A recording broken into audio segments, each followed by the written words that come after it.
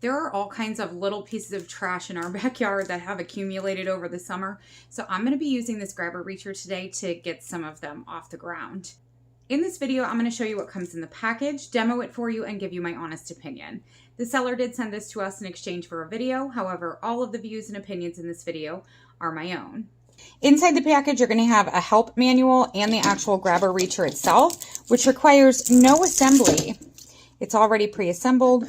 You just take that little Velcro piece off, and then it extends just like so. On each of the joints is a little clip.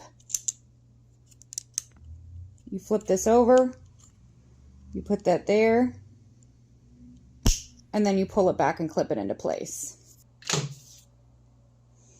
It's strong enough to grab that piece of paper.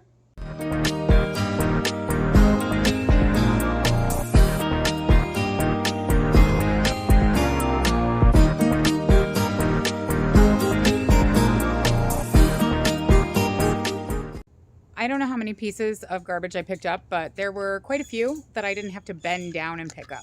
And while that might sound lazy, it was way more enjoyable.